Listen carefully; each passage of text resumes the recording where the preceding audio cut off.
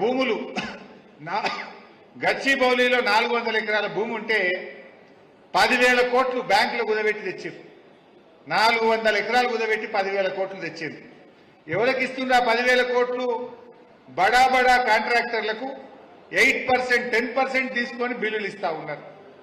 పాపం ఉద్యోగులు, రిటైర్డ్ ఉద్యోగులపై లైన్లో నిలబడి ఫైనాన్స్ డిపార్ట్మెంట్ దగ్గర వాళ్ళకి రావాల్సిన జీపీఎఫ్ అడ్వాన్సులు 5 లక్షలకు 10 లక్షలకు పడిగాపులు కాస్తున్నటువంటి పరిస్థితి ఉన్నది. చాలా ఇబ్బంది పడుతున్నారు వాళ్ళు కూడా. లాస్ట్కు ఉద్యోగస్తులు కూడా ఇవాళ ఏడికి వచ్చిందంటే 8% ఇస్తేనే ఉద్యోగస్తుల రిటైర్మెంట్ బెనిఫిట్లు వచ్చే పరిస్థితి వచ్చింది. 8% గవర్నమెంట్, ఇది 10% గవర్నమెంట్ అయిపోయింది.